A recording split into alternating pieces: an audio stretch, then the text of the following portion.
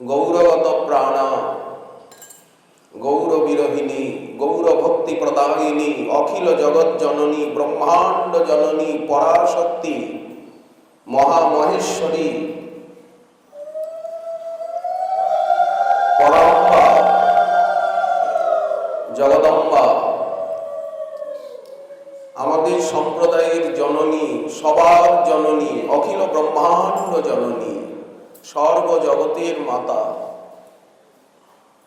কোটি মাতৃ স্নেহ বর্ষিণী ভগবতী পরমেশ্বরী বিষ্ণুপ্রিয়া দেবী গুণমহিমা আমরা আস্বাদন করছিলাম। মহাপ্রভু তার সন্ন্যাস লীলাকে সমাপ্ত করে সন্ন্যাস লীলার উপরে পর্দা টেনে দিয়ে আবার শ্রীধাম নবদ্বীপে ফিরে এলেন 1533 খ্রিস্টাব্দে। কিভাবে এলেন? ধামেশ্বর রূপে এলেন। বিষ্ণুপ্রিয়া দেবীকে আদেশ দিয়ে, বংশীবদন ঠাকুরকে আদেশ দিয়ে স্থিত এস কৃষ্ণ ধামেশ্বর রূপে এসে দাঁড়ালেন। আমাদেরকে উপহার দিয়ে গেলেন 1514 খ্রিস্টাব্দে মহাপ্রভু বৃন্দাবন যাত্রার ছলে জননী জন্মভূমিকে দেখবেন, গঙ্গায় স্নান করবেন, গঙ্গার তীরে নির্জনে বাস করবেন। এই জন্য শান্তিপুর হয়ে, কুলিয়া হয়ে প্রভু শ্রী নবদ্বীপে এলেন। নিজের ভবনে, নিজের নিবাস সদনের সামনে এসে দাঁড়ালেন। সচিমাকে দর্শন দিলেন। ভগবতী পরমেশ্বরী বিষ্ণুপ্রিয়া দেবী ছুটে গিয়ে চরণে পড়লেন। প্রভুর সেই দিব্য কলেবর, দিব্য মূর্তি, গাম্ভীর্য, লক্ষ লক্ষ কণ্ঠে হরিধ্বনি, জনতার ভিড়। প্রভু মাকে শেষ উপদেশ করলেন, মা কৃষ্ণ ভজন করো, কৃষ্ণ নাম করো। যারা কৃষ্ণ ভজন করেন, কৃষ্ণ নাম করেন, আমি তাদের কোলে আছি, আমি তাদের বুকে আছি, আমি তাদের কাছে আছি। আমার সুখ হয় কৃষ্ণ নামে, কৃষ্ণ কথায়, কৃষ্ণ সেবায়, কৃষ্ণ ভজনে। এতটুক কথাই আমি জগতের কাছে বলতে চাই। মাকে উপদেশ করলেন, প্রিয়াজিকেও উপদেশ করলেন। প্রভু তার চরণ পাদুকা প্রিয়াজিকে দিয়ে গেলেন। পরবর্তীকালে অন্তর্ধান লীলার পর ধামেশ্বর রূপে এসে প্রিয়াজিকে ধরা দিলেন, নদিয়াবাসীকে ধরা দিলেন। মহাপ্রভু চিরতরে নিজের শালক বংশের আপন হয়ে গেলেন, তাদেরকে সেবাধিকার দিলেন। নিত্য নবদ্বীপে নিত্যই স্থিত হয়ে গেলেন। আর উনি কোথাও যাবেন না, আর দক্ষিণ ভারত ঘুরবেন না, আর পশ্চিম ভারত, উত্তর ভারত, মধ্য ভারত, আর নীলাচলের ওই কঠোরতা, আর সেই সন্ন্যাস নিয়ে ভূমিতে শয়ন, দেশে দেশে নগ্নপদে ভ্রমণ। নদিয়াবাসী বলল, তোমায় আর ছেড়ে দেব না, আর কি ছাড়িয়া দিব, যেখানে পরাণ সেখানে তোমারে থব। নদিয়াবাসীর প্রেমে, নবদ্বীপবাসীর প্রেমে চিরতরে উনি স্থির বিমুগ্ধ হয়ে ধামেশ্বর রূপে, অর্চাবতার রূপে দাঁড়িয়ে গেলেন। আর উনি নবদ্বীপ ছেড়ে কোথাও যাবেন না। যাবেন কি? ওনার যাবার ক্ষমতাই নাই তো যাবেন কি? এইবার বিষ্ণুপ্রিয়ার প্রেমে, সচিমায়ের প্রেমে, জগন্নাথ মিশ্রের প্রেমে, নদিয়াবাসী, নবদ্বীপবাসী ভক্তবৃন্দের প্রেমে উনি এমন ভাবে আটকে গেছেন, আবদ্ধ হয়েছেন, ওনার আর কোথাও যাওয়ার ক্ষমতা নেই। যেতে পারবেন? ওনাকে আটকে ধরেছে সবাই। দেখতে দেখতে ফাল্গুন মাস এসে গেল। প্রতি বছরই ফাল্গুন মাস আসে। নবদ্বীপ ধামের গৌরমণ্ডলের সবচেয়ে শ্রেষ্ঠতম উৎসব কি? ঋতুরাজ বসন্তে গৌর পূর্ণিমা মহা মহোৎসব, চৈতন্যের জন্মযাত্রা ফাল্গুনী পূর্ণিমা। ব্রহ্মাদি এই তিথির করেন আরাধনা, এতেকে ভক্তি প্রদায়িনী ভক্তি স্বরূপিণী এই তিথি, অমঙ্গল নাশিনী সর্বমঙ্গলময়ী। এতেকে এই তিথির করিলে সেবন, প্রেম ভক্তি হয় খণ্ডে অবিদ্যা বন্ধন। ফাল্গুনী পূর্ণিমা তিথিতেই বিষ্ণুপ্রিয়া দেবী ধামেশ্বরের সঙ্গে বিলীনা হয়ে সমালিঙ্গিতা হয়ে গেলেন। গ্রন্থে রয়েছে। বারবার সেই ফাল্গুনী পূর্ণিমা তিথি, ঋতুরাজ বসন্ত, দশম দোল, ফাল্গুনে গৌরাঙ্গ চাঁদ পূর্ণিমা দিবসে উদ্বর্তন তৈলে স্নান করাবো হরিষে। প্রভুকে স্নান করাবো, পঞ্চগব্য পঞ্চামৃত সর্বৌষধি মহৌষধি তীর্থবাড়ি শতঘর জল, সহস্রধারা, গন্ধোদক, চন্দনোদক, গোলাপ জল, আতর জল, চন্দন জল, অগুরু জল, ডাবের জল, কত জল দিয়ে পরম আদরে মঙ্গল অধিবাস করে মাঙ্গলিক বস্তু স্পর্শ করে তোমাকে স্নান করাবো।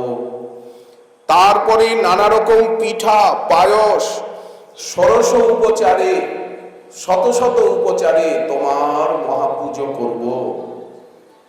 পিষ্ঠক পায়স আর ধূপ দীপ গন্ধে, গন্ধ পুষ্প ধূপ দীপ নৈবেদ্য, কত রকম উপহার, ষোড়শ উপচারে পূজা হবে, দশারতি হবে, সবাই জয় জয় গান করবে। সুবর্ণ অলঙ্কারে স্বর্ণ বেশে তোমায় সাজানো হবে, অন্নপ্রাশন মহা মহোৎসব হবে, সংকীর্তন করাইব মনেরও আনন্দে। হে গৌরাঙ্গ প্রভু, হে তোমার জন্মতিথি পূজা, আনন্দিত নবদ্বীপের বাল বৃদ্ধ যুবা। সোনার বাংলার শ্রেষ্ঠ উৎসব। আমরা তো জানি শ্রেষ্ঠ উৎসব দুর্গাপুজো। আমরা কি জানি যে বাঙালির শ্রেষ্ঠ উৎসব, বাংলার শ্রেষ্ঠ উৎসব কি? দুর্গাপুজো।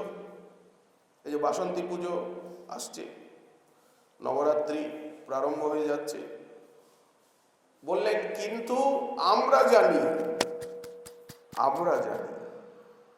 সবাই এই সত্য জানে না, মানেও না, কিন্তু আমরা জানি আমাদের বাংলায় যেদিন গৌর পূর্ণিমা তিথি দুর্গা পুজোর মতো পালিত হবে, গৌর পূর্ণিমা তিথি দুর্গা পুজোর মতো সেই স্থানকে অধিকার করবে, সেদিনই বাঙালি জাতি প্রকৃত রাস্তা দেখতে পাবে, প্রেমের সন্ধান পাবে। যেদিন গৌরাঙ্গকে সমগ্র বাংলা, সমগ্র বাঙালি, সমগ্র ভারতবর্ষ, বিশ্ববাসী মহাপ্রভুকে স্বয়ং ভগবান বলে মেনে নেবে, পরতত্ত্ব সীমা বলে মনে নেবে। অবতার সার গোরা অবতার, কেন না ভজিলি তারে, করি নিরে বাস, জ্ঞান না পিয়াস, আপন করম ফেরে। সব অবতার সার শিরোমণি, পরম আনন্দ কন্দ। দেখো রে ভাই ত্রিভুবনে নাই এমন দয়াল দাতা, পশু পাখি ঝুড়ে পাষাণ বিদরে শুনি যার গুণগাথা। যেদিন গৌরাঙ্গের শিক্ষা, গৌরাঙ্গের নাম, গৌরাঙ্গের সেবা, গৌরাঙ্গের আদর্শ, গৌরাঙ্গই আমাদের আরাধ্য হবে, গৌর বিষ্ণুপ্রিয়াই আমাদের আরাধ্য হবে, পঞ্চতত্ত্বাত্মক শ্রীমন মহাপ্রভুই আমাদের আরাধ্য হবে, নবদ্বীপ ধামই শ্রেষ্ঠ ধাম হবে। কাশী কাঞ্চি অবন্তী মায়া অযোধ্যা দ্বারকার থেকেও নবদ্বীপ ধাম প্রেমধাম, সংকীর্তনের ধাম, সেবার ধাম, পতিতুদ্ধারের ধাম। জগাই মাধাই এদের উদ্ধার কোথায় হবে? বলেন কোটি কোটি জগাই মাধাইয়ের মতো ব্যক্তির উদ্ধার হবে নবদ্বীপে। নবদ্বীপে না এলে, গঙ্গায় স্নান না করলে, গৌরাঙ্গের দর্শন না করলে, গৌর ভক্তের সঙ্গ না করলে, গৌর কথা না শুনলে, না বললে, গৌর নাম না করলে আমাদের মতো জগাই মাধাইয়ের উদ্ধার হবে না, হবে না, হবে না, হবে না, হবে না, কোথায়ও গিয়ে হবে না। চৈত্রে চাতক ডাকে পিউ পিউ রবে। চৈত্র মাস এসে গেছে, চৈত্রে দোলা, চৈত্রে চম্পক ফুল দিয়ে, এই এখন যে মহাপ্রভুকে সাজানো হবে, চম্পক ফুল, স্বর্ণ চম্পক, স্বর্ণ চম্পকের মালা, জুঁইয়ের মালা। জুঁই কত সস্তা দেখুন, 20 টাকা একটা মালা মাত্র, বেশি নিলে 15 টাকা। জুঁইয়ের মালার অলংকার, জুঁইয়ের মালা হালকা, ভারী মালা পরালে মহাপ্রভুর কষ্ট হয়। হালকা মালা, জুঁইয়ের মালা, একেবারে কণ্ঠের থেকে নিয়ে চরণ অবধি জুঁইয়ের মালা, সস্তা 15 টাকা 20 টাকার মালা কত পরাও? ওনাকে যদি আমরা একটা মালা পরাই, উনি আমাদেরকে কত মালা পরাবে? উনি বলেন, আমার জন্য একটা পয়সা খরচা করে দেখো, তোমার কাছে আমি কুবেরের ভান্ডার খুলে দেব। যারা ভগবানের জন্য 1 টাকা খরচা করে, ভগবান তাদেরকে বললেন লক্ষ্মীর ভান্ডারটা উড়িয়ে দেয়। তাহলে এই জন্যই যারা মারোয়াড়িরা এই রহস্য জানে, মারোয়াড়িরা এই রহস্য মানে এবং জানে, ওই জন্য ওনারা সবসময় দান করতে চায়, সেবা করতে চায়, সবসময় সেবা। কারণ যত সেবা করব তত ঐশ্বর্য আসবে। সর্বাসাম অপি সিদ্ধিনাম মূলং তৎচরণার্চনম। যত তাকে পুষ্প তুলসী দেব, যত তুলসী দেব, যত ফুল দেব, যত মালা পরাবো, যত ভোগ লাগাবো, যত তাকে দেব, উনি আরো হাজার হাজার গুণ করে ফিরিয়ে দেবে। উনি আরো ফিরিয়ে দেবে। আপনারা ওনার দিকে আবির ছড়ান, উনি সহস্র হাতে আপনাদের দিকে আবির ছড়াবে। ওনার উপরে পুষ্প বৃষ্টি করুন, উনি হাজার হাতে, ওনার তো 2 হাত নয়, লক্ষ হাত, কোটি হাতে আপনাদের উপরে ফুল ছড়াবে। আপনারা 1 টাকা ছড়ান, উনি কোটি কোটি টাকা আপনাদের দিকে লক্ষ্য করে ছড়াবে। সেবার ফলে ঐশ্বর্য আসে অর্চনের থেকে। শাস্ত্র বলছে সমস্ত সিদ্ধি লাভ হয় তার সেবা করলে, তার অর্চনা করলে। চৈত্র মাসে চাপা ফুল, স্বর্ণ চাপার মালা, এই যে জুঁইয়ের মালা, জুঁইয়ের অলংকার, এই যে অলংকার হয়ে গেল। এই কেন বলেন, যত সেবা করব, উনি এত করুণাময়, উনি এত দয়ালু, সঙ্গে সঙ্গে সেবাকে উনি হাতে হাতে ফিরিয়ে দেন, হাতে হাতে ফিরিয়ে দেবেন। 1 টাকা ওনাকে দিলে উনি 1000 টাকা করে, লক্ষ টাকা করে, কোটি টাকা করে দিয়েও আবার ওনার মুখটা শুকিয়ে যায় যে ভক্তকে কিছুই দিতে পারলাম না, এ তো ভক্তকে ঠকিয়ে দিলাম, ভক্তকে আমি ঠকিয়ে দিলাম, ঋদ্ধি সিদ্ধি দিয়ে, ধন জন দিয়ে ভক্তকে ঠকিয়ে দিলাম, টাকা পয়সা দিয়ে ঠকিয়ে দিলাম, লোকজন দিয়ে ঠকিয়ে দিলাম, ভক্তকে তো আমি আমার প্রেম দিলাম না, আমার সেবা দিলাম না। তাই কৃষ্ণ মনে মনে ভাবেন, না এসব দেব না, দেব পরীক্ষা করব, আবার কেড়ে নেব, ভক্তকে প্রেম দেব, ভক্তকে সেবা দেব, ভক্তকে আপনার করে চিরদিনের তরে কাছে টেনে নেব।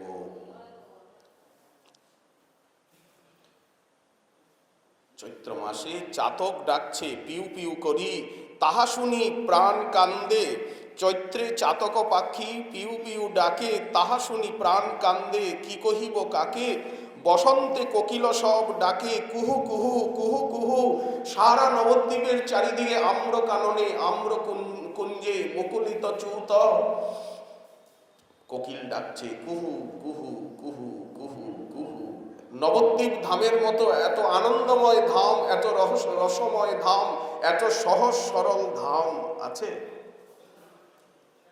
নির্মল গঙ্গা ধারা, চারিদিকে আম্র কানন, সবুজে সবুজে ঘেরা, ঘাসের মাঠ, ধানের ক্ষেত, এমন ধানের উপর ঢেউ খেলে যায় বাতাস কাহার দেশে? এমন মেঘে তড়িৎ খেলে কোন দেশে, কোন দেশে? বললেন এই গৌড়মণ্ডলে, এই নবদ্বীপ ধামে। বসন্তে কোকিল সব ডাকে কুহু কুহু, তাহা শুনি আমি মূর্ছা যাই মুহু মুহু।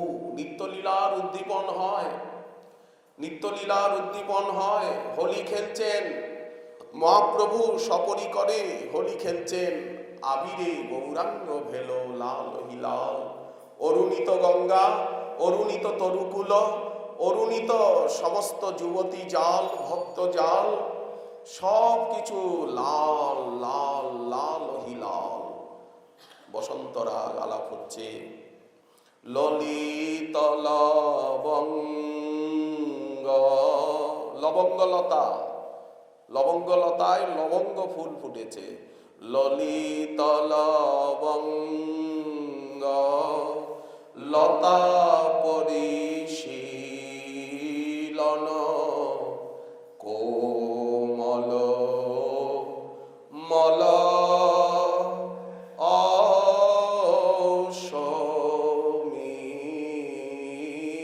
অসমীরে। মলয় পবন বইছে গঙ্গার জলকণা নিয়ে। বিহরতি হরিরিহ সরস বসন্তে। বসন্তে গৌরহরি লীলা করছেন। নৃত্যতি যুবতী জনেন সমং সখীপস্য বিরহী জনস্য দুরন্তে। উন্মদ মদন মনোরথ পথিক। উন্মদ মদন মনোরথ। গীত গোবিন্দ কবি জয়দেব বসন্ত ঋতুর বর্ণনা দিচ্ছেন। বসন্তে কোকিল সব ডাকে কুহু কুহু। নব বৃন্দাবন, এখানে নবদ্বীপ লাগিয়ে দিলেই হলো। নব বৃন্দাবন নবীন তরুগণ, নব নব বিকশিত ফুল, নবীন বসন্ত নবীন মলয়া নীল, মাতল নব লিকুল। বিহরই নয়ন কিশোর, বিহরই গৌর কিশোর। ওখানে আছে কালিন্দী পুলিন কুঞ্জবন সোহন, নব নব ভাবে বিভোর। এখানে গঙ্গা পুলিন নব নব ভাবে বিভোর। নবীন রসাল মুকুলে মধুমাতিয়া, নব কোকিলকুল গায়। নব যুবতী গণ সব নদিয়ার রমণী, তারা চিতৌমতা ওই, তারা নবরসে কাননে ধায়। আমাদের রাজ রাজেশ্বর গৌরহরি নবযুবরাজ, নবীনা নবনাগরী, তারা মিলয়ে নব নব ভাতি। নীতি নীতি ওই ছন নব নব খেলন, বিদ্যাপতি মতিরহু মাতি। বসন্তে কোকিলের ডাক শুনে আমি বারবার মূর্ছিত হয়ে যাব। ও গৌরাঙ্গ পহু, আমি কি বলিতে জানি, বিছাইল স্বরে যেন ব্যাকুল হরিণী। আমার অবস্থা কেমন হবে? যেন স্বরের ভিতরে জালের ভিতরে হরিণী পড়ে গেছে, ছটফট ছটফট ছটফট করছে। ঋতুরাজ বসন্তের আগমন হয়েছে। বৈশাখে চম্পক লতা নূতন গামছা। দিব্য বৈশাখ মাসে দিব্য নূতন গামছা পরিয়ে, আর তেমনি কাপড়, তেমনি বসনের কোছা, কুমকুম চন্দন অঙ্গে দেব, সরু পৈতা কাঁধে, সরু সাদা পৈতা। এই যে বৈশাখ মাস আসবে, শীতলী ভোগ লাগবে, রোজ দধি অন্ন ভোগ লাগবে। পকাল কি বলে? পকাল, পখাল, পাখাল, দই অন্ন, জল অন্ন, তার ভিতরে আদার কুচি, আমের কুচি, ভাজা জিরে, গন্ধলেবু। দুপুরেও ভোগ লাগবে, আবার শীতলী ভোগ লাগবে, নানা রকম শরবত, নানা রকম শরবত, নানা রকম ফল। আবার শালগ্রাম, কোথায় শালগ্রামকে কোথায় শয়ন দেওয়া হবে? জলের ভিতরে শয়ন দেওয়া হবে। খালি জল না গোলাপ জল, চন্দন জল, আতর জল, কেশর জল, কুমকুম জল, জুই চামেলির জল, সুগন্ধি জল। নারায়ণ যখন খুব গরম পড়ে, শালগ্রাম শিলাকে যদি জলের মধ্যে এরকম ভেজানো যায়, তাহলে তাড়াতাড়ি আকাশে মেঘ এসে যায়, বৃষ্টি হয়। বারবার পরীক্ষা করা হয়েছে এই জিনিসটাকে নিয়ে, যে যখন খুব খরা পড়ে তখন শালগ্রামকে যদি তাম্রপাত্রে, স্বর্ণপাত্রে, রৌপ্য পাত্রে এইভাবে তুলসী দিয়ে, আর এইভাবে চন্দন জলে, আতর জলে, কেশর জলে, গোলাপ জলে, যত সুগন্ধি জল, আবার কিরকম বরফ দিয়ে, বরফ জলে, ফ্রিজে একেবারে কোল্ড ওয়াটার বলেন, সেই শীতল জলে যদি গিরিধারীকেও ডুবিয়ে দেওয়া হয়, শালগ্রাম নাম ব্রহ্ম সব ডুবিয়ে দেওয়া হয়েছে, বলে সাঁতার কাটো, সাঁতার কাটো, এর ভিতরে জলকেলি করো, তাড়াতাড়ি আকাশে মেঘ এসে যায়, বৃষ্টি এসে যায়। কারণ তুমি আমাকে শীতল জলে ডোবালে, আমিও তোমাকে ঠান্ডা জলে ডোবাবো। ওনার প্রতিজ্ঞা হচ্ছে, ভক্ত আমাকে যেই রকম সেবা করবে, আমিও ভক্তকে সেই রকম সেবা করব। কারণ উনি বলেন, আমি ধার বাকির কাজ করি না, হাতে হাতে সেবার ফল দিই। কোথায় বললেন? কুবজাকে বললেন। যখন মথুরার রাজপথে চলেছেন, কুবজা আতর চন্দন মাখিয়ে দিল আদর করে।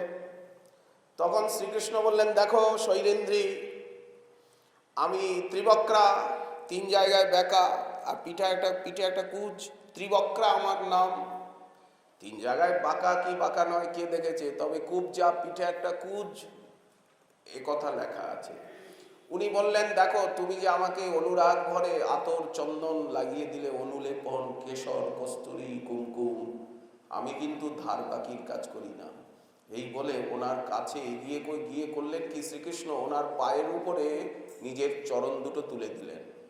চরণের উপরে চরণ দুটো তুলে দিয়ে, আর সেই অর্ধবয়স্কা মহিলাকে করলেন কি, এইরকম চিবুকে ধরে এক খট করে উঠলো, এরকম টান দিলেন, সোজা হয়ে গেল।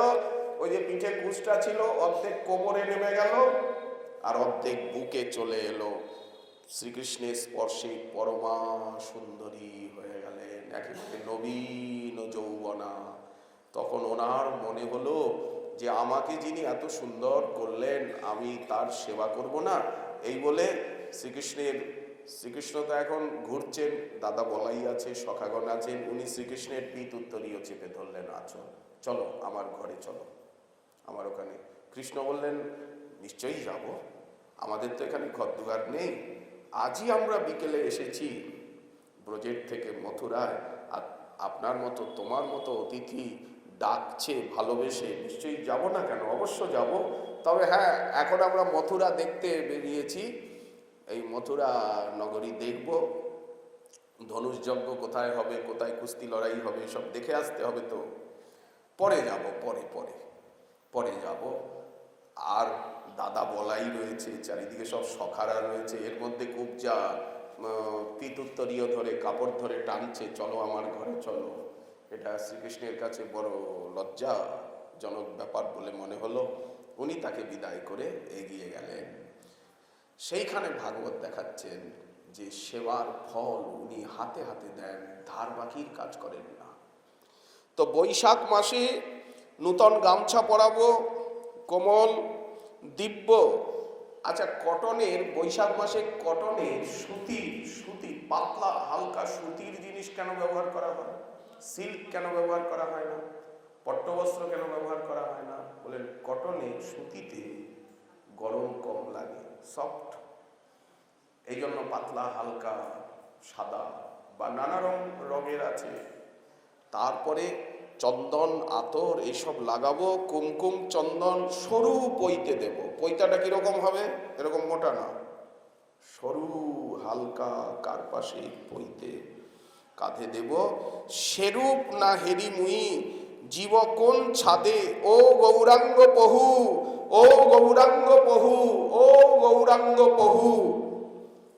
বিষম বৈশাখের রৌদ্র, বৈশাখ মাসে রৌদ্রের কি তাপ, তোমার কটিন্দু সুশীতল অঙ্গের পরশ ছাড়া, বিষ্ণুপ্রিয়া দেবী বলছেন, কাঁদছেন, ও গৌরাঙ্গ পহু, তোমার কটিন্দু সুশীতল শ্রী অঙ্গের স্পর্শ ছাড়া, তোমার আলিঙ্গন ছাড়া এই দেহ কি করে শীতল হবে? বৈশাখের যে রৌদ্র।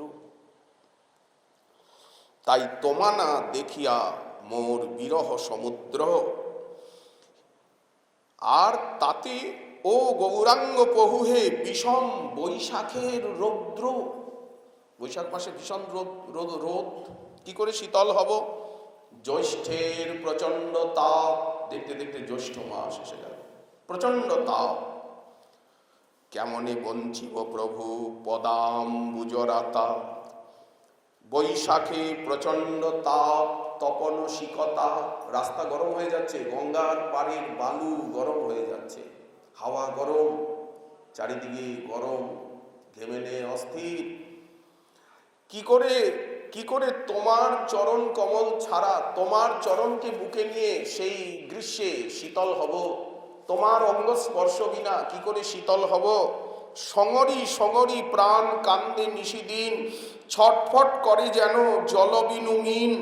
ও গৌরাঙ্গ প্রভু, ও গৌরাঙ্গ প্রভু, ও মহাপ্রভু, তোমার নিদারুণ হিয়া অনলে প্রবেশ করি মরিবে বিষ্ণুপ্রিয়া।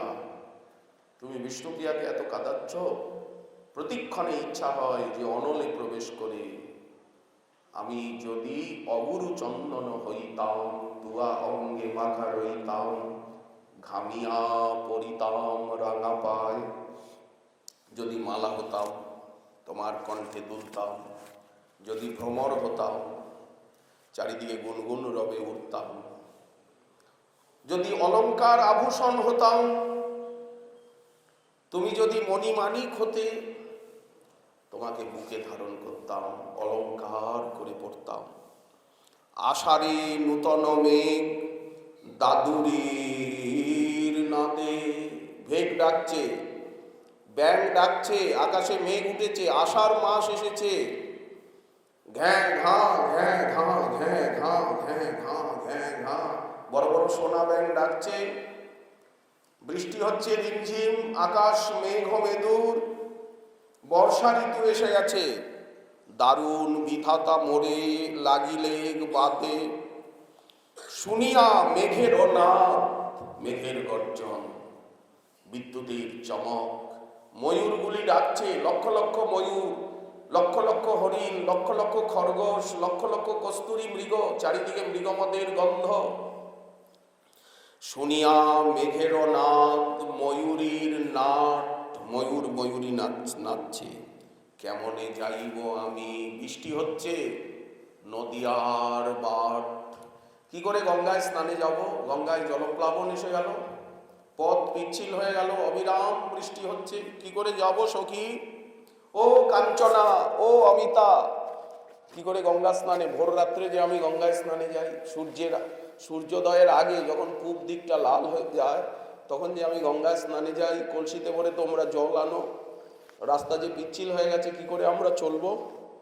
ও গৌরাঙ্গ প্রভু, ও নদিয়ানাথ, ও হে শচীদুলাল, হে শচীদুলাল, হে প্রাণনাথ, মোরে সঙ্গে লয়ে যাও, যথা রাম তথা সীতা, মনে চিন্তি যাও। বিষ্ণুপ্রিয়া দেবী কাঁদছেন যে রামচন্দ্র বনে গিয়েছিল, কিন্তু সীতা দেবীকে তো সঙ্গে নিয়ে গিয়েছিল, সীতা দেবীকে তো সঙ্গে ছেড়ে যায়নি। মহারাজ দশরথ বলেছিলেন কৈকেয়ীকে, কৈকেয়ী যখন বর চাইলেন, বললেন 14 বছর বনবাস এবং আমার ভরত আমার পুত্র রাজা হবে। এই তো মহারাজ দশরথ বলে ফেললেন তথাস্তু, বলেই বিপদে পড়লেন। সীতা দেবীকে তো যেতে বলেননি, লক্ষণকে তো যেতে বলেননি, কিন্তু সীতা দেবীকে নিয়ে গেলেন কিনা? তো তুমি সন্ন্যাসী সেজেছো বা দেশে দেশে ঘুরছো, আমাকে সঙ্গে নিয়ে গেলে তোমার কি আপত্তি ছিল?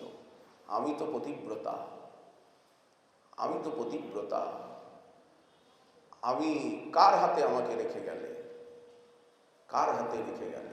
আর যদি এরকম করবে, আমায় বিয়েই বা করলে কেন? এই 14 বছর বয়সে আমাকে ছেড়ে গেলে কেন? তাই শ্রাবণে গলিত ধারা, ঘন বিদ্যুৎ লতা, সা ঘন মাস, শ্রাবণ মাস এসে গেল, ঘন গরজন, আকাশে বারবার বিদ্যুৎ চমকাচ্ছে, অবিরাম বৃষ্টি হচ্ছে, রিমি ঝিমি রে রিমি ঝিমি বরিখে পাদ,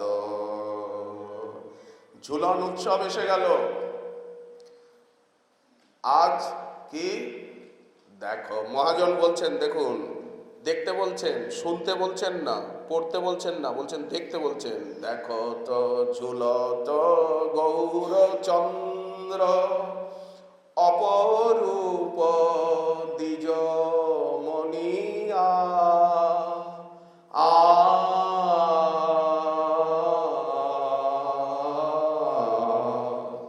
দেখো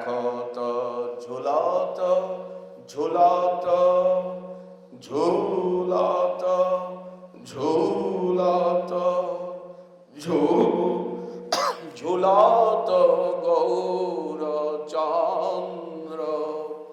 অপরূপ দ্বিজ মনিয়া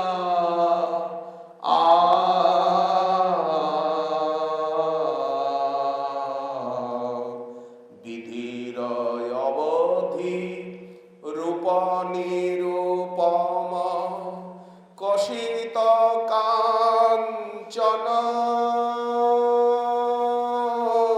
জিনিয়া। দেখো তো ও সখী, দেখো তো হে ভক্তবৃন্দ, দেখো তো ঝুলত গৌরচন্দ্র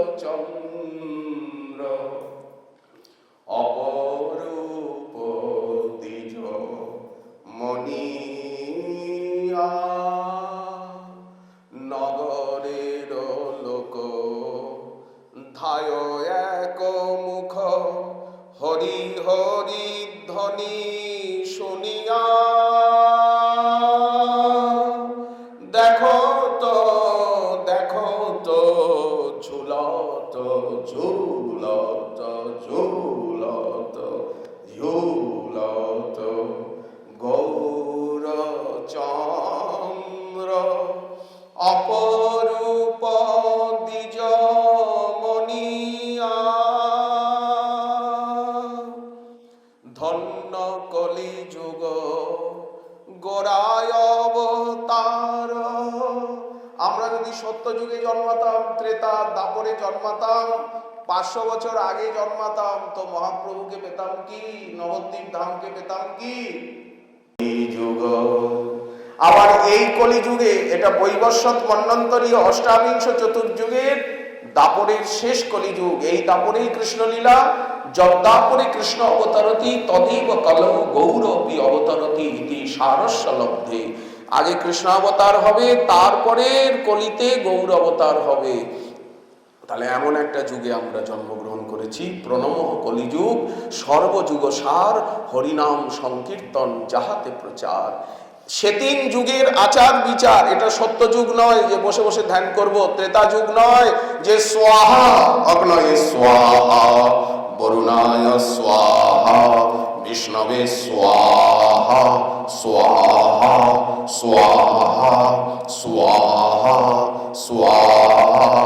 এই যে খালি আহুতি দেব, স্বাধা স্বাধা স্বস্তি বসট এসব বলতে থাকবো। হুংফট বললেন এইসব বলতে থাকবো, বললেন না। তারপরে দাপরে ছিল বৈদিক অর্চনা, ষোড়শ উপচার, পঞ্চ উপচার, দশ উপচার, ষোড়শ উপচার, শত উপচার, সহস্র উপচার অর্চনা। বেদ মন্ত্র উচ্চারণ করে যজ্ঞেন যজ্ঞ পুরুষম অজন্ত দেবা তানি ধর্মানি প্রথমানি আসন তেহনাক মহিমানং সযত্র চান্তঃ। এই যে পুরুষ সূক্ত আদি উচ্চারণ করে তদ বিষ্ণু পরমং পদং সদা পশ্যন্তি সূরয়ঃ দিবিব চক্ষুরাততম, এসব বেদ মন্ত্র উচ্চারণ করে আর পুজো করতে থাকবো। খালি অর্চন মানে মন্ত্রেণ বস্তুনাং উপপাদনম, মন্ত্র উচ্চারণ করে করে বস্তু সমর্পণকে অর্চনা বলা হয়। এই অর্চনার সংজ্ঞা। দাপরে ছিল অর্চনা, কিন্তু কলিযুগে বলেন কলিযুগে নাম সংকীর্তন, ডাকিয়া হাতিয়া খোল করতালে গাইয়া ভাইয়া খোল নাই করতালে। বলেন মহাপ্রভু প্রথমে হরি হরয়ে নম কৃষ্ণ যাদবায় যাদবায় মাধবায় কেশবায় নম গোপাল গোবিন্দ রাম শ্রীমধুসূদন গিরিধারী গোপীনাথ মদন মোহন। খোল আছে। মহাপ্রভু যখন গয়ার থেকে প্রথম এসে মুকুন্দ সঞ্জয়ের চণ্ডী মণ্ডপে ছাত্রদেরকে পড়াতে পড়াতে কি পড়াবেন, যা বলেন সব কৃষ্ণ নাম কৃষ্ণ কথা। গঙ্গাদাস পণ্ডিতের কাছে গিয়ে ছাত্ররা নালিশ করলো, গঙ্গাদাস পণ্ডিত ডেকে পাঠালেন, নিমাই তোমার বাবা বিশ্বম্ভর জগন্নাথ মিশ্র পুরন্দর কি বিদ্বান ছিল না, ভক্ত ছিল না? নীলাম্বর চক্রবর্তী কি বিদ্বান নন? তোমার কি হলো শ্বশুর মহাশয় সনাতন মিশ্র পণ্ডিত মহোদয়, তিনি কি বিদ্বান নন, রাজপণ্ডিত? তো তুমি এইরকম বিদ্বানের কুলে তোমার জন্ম, মাতৃকুল পিতৃকুল শ্বশুরকুল সব বিদ্বান, আর তোমাকে এত কষ্ট করে আমি বিদ্যা দান করেছি, পড়িয়েছি, আর তুমি এখন গয়ার থেকে এসে আর সব বিদ্যাদান অধ্যয়ন অধ্যাপনা যজন যাজন, যে ব্রাহ্মণের স্বধর্ম দান গ্রহণ প্রতিগ্রহ, ব্রাহ্মণের যে স্বধর্ম যজন যাজন অধ্যয়ন অধ্যাপনা দান গ্রহণ প্রতিগ্রহ, সেইগুলোকে তুমি বাদ দিয়ে ব্রাহ্মণের দান নেওয়ার অধিকার, প্রণাম নেওয়ার অধিকার, সকলের দান দেন, কি দেবেন দেন, দেন দেন বাবা, এই অধিকার ব্রাহ্মণের। দান নিয়ে তাকে শুদ্ধ করে দিচ্ছেন। ব্রাহ্মণ শব্দের উৎপত্তি হচ্ছে যে সকলের সবকিছু নিয়ে আর তাদেরকে নিষ্পাপ পবিত্র করে দিচ্ছেন। ওনাদের যে দান নিচ্ছেন না, ওনাদের সমস্ত পাপ তাপ দুঃখকে শোষণ করে নিয়ে আর তাদেরকে পবিত্র বানিয়ে পুণ্যাত্মা বানিয়ে দিচ্ছেন, পিউরিফাই করছেন।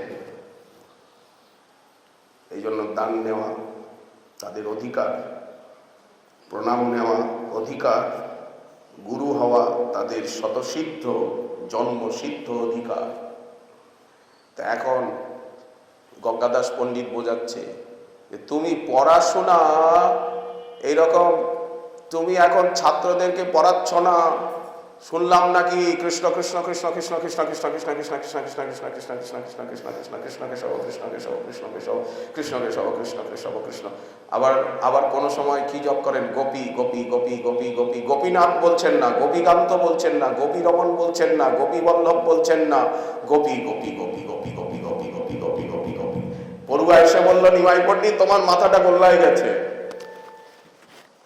তখন তো উনি ভ্রমর গীতির মতো মান ভঙ্গিতে ভ্রমরকে যেমন তিরস্কার করছে রাধারানী, তেমনি পড়ুয়াকে তিরস্কার করছে, কৃষ্ণের নিন্দা করছে। পড়ুয়া বলছে, বাবা নিমাই পণ্ডিতের মাথা একেবারেই গোল্লায় গেছে, নিমাই পণ্ডিত কৃষ্ণের নিন্দা করছে, বিষ্ণুর নিন্দা করছে। আবার আরেকবার বলেছেন, তুমি কৃষ্ণ নাম জপ করো, নারায়ণের নাম বলো, গোবিন্দের নাম বলো, গোপী গোপী বলছে। যে এই কথা বলেছে নিমাই পণ্ডিত উঠে দাঁড়িয়ে আর ঠেঙা নিয়ে, দাঁড়া, তোর গোপীনাথ গোপী বল্লভ গোপীকান্ত কৃষ্ণের আমি নাম নেব? ওই কৃষ্ণ যে পুতনাকে মেরেছে, নারী নির্যাতন করেছে, যে পুতনাকে মেরেছে, যে বলিকে হত্যা করেছে,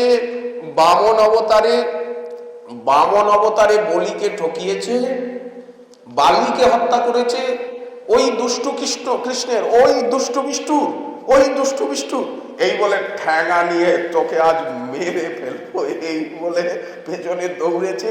আর সেই পড়ুয়া সতীর্থ সে পরিবরি করে দৌড়ে কোনো মতে পালিয়ে গেছে। নিমাই পণ্ডিতের কি ক্রোধ, কি রাগ, আরে বাপরে বাপ, নিমাই পণ্ডিতের কি রাগ। গঙ্গাদাস পণ্ডিত বোঝাচ্ছেন, কিন্তু বোঝালে হবে কি, উনি সেই কীর্তনই করতে আরম্ভ করলেন। সেদিন খোল করতাল ছিল না, সেদিন হাততালি দিয়ে কাকে কীর্তন বলে কেউ জানতো না। প্রভু তখন বসে বসে আরম্ভ করলেন, ওই হরি হরয়ে নম কৃষ্ণ যাদবায় নম। শেষে জমে গেল, শেষে উঠে দাঁড়ালেন, বললেন খালি গাইলে হবে না, হাততালি দিতে হবে না, এরকম ভঙ্গিতে নাচতে হবে। ঝড়ে যেমন কলাপাতা কাঁপে, ঝড়ে যেমন কলাপাতা এরকম কাঁপতে থাকে, ঝড়ে যেমন গাছপালা হলেন, এইরকম নামের ঝড়ে, সংকীর্তনের ঝড়ে এরকম এদিক ওদিক হতে হবে। প্রভু নৃত্য করে দেখাচ্ছেন মুকুন্দ সঞ্জয়ের চণ্ডী মণ্ডপে, দুর্গা মণ্ডপে। দুর্গা পুজোর সময় পুজো হয়, বাকি সময়ে সেকালের দিনে সবার বাড়িতে দুর্গোৎসব হতো। বড় বড় মণ্ডপ ছিল, দুর্গা পুজোর ঘর, দালান, তখন তো দালান না, খড়ের বাঁশের চৌগানি মণ্ডপ, বড় বড় মণ্ডপ হতো। এখন সেইখানে প্রভু পড়াতেন ছাত্রদেরকে নিয়ে, ওইখানে আরম্ভ হলো কীর্তন টোল বাড়িতে। তাহলে কেমন লীলা, কেমন করুণা এই নবদ্বীপে। আজ মেঘ ডাকছে, ঘন ঘন বিদ্যুৎ লতা, সেই লক্ষ্মীর বিলাস ঘরে পালঙ্কে শয়ন। প্রাণনাথের সঙ্গে একদিন পালঙ্কে শুয়ে থাকতাম, উনি আমাকে বুকের মধ্যে নিয়ে শুতেন। সন্ন্যাসের আগের রাত্রিতেও বিষ্ণুপ্রিয়াকে নিজের হাতে সাজিয়েছেন, কত আদর সোহাগে, কত স্নেহ চুম্বনে ভরিয়ে দিয়েছেন, বুকে নিয়ে শুয়েছেন, সেসব কথা মনে পড়ছে। সেসব চিন্তিয়া বৃষ্টি হচ্ছে বাইরে, ভেকের আওয়াজ, ঝিঝি পোকার ডাক, ঋতুরানী বর্ষা। তখন মনে পড়ছে প্রিয়জনের কথা, মনে পড়ছে যে প্রভু তুমি কোথায়, হে প্রাণনাথ তুমি কোথায়, তুমি কোথায়, কি করে এই রাত্রি আমি কাটাবো। ছটফট ছটফট করছেন। ও গৌরাঙ্গ প্রভু হে তুমি বড় দয়াবান, বিষ্ণুপ্রিয়ার প্রতি কিছু করো অবধান, করো অবধান। ধন্য কলিযুগ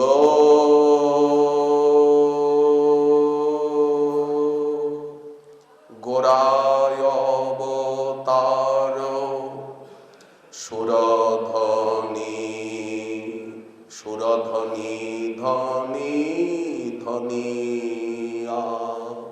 আজ সুরধনী ধনী হয়ে গেল। আগে যমুনা ধনী ছিল, আগে বৃন্দাবন ধন্য ছিল।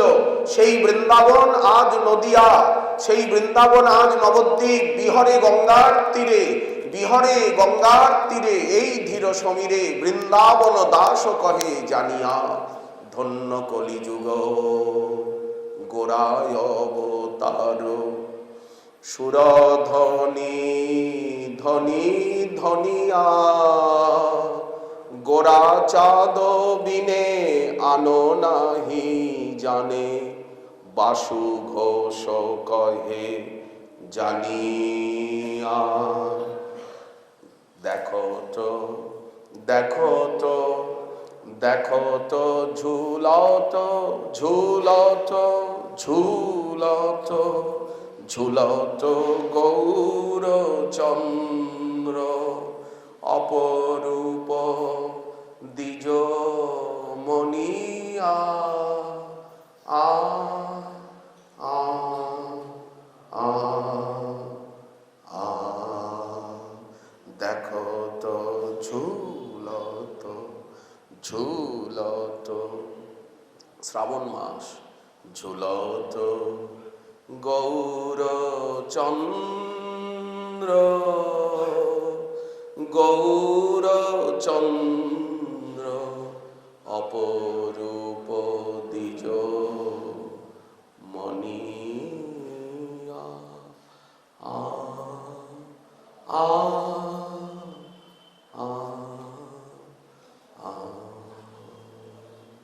শ্রীমান মহাপ্রভুর কৃপাকে আগামীকাল আবার এই আজকের গৌর কথা।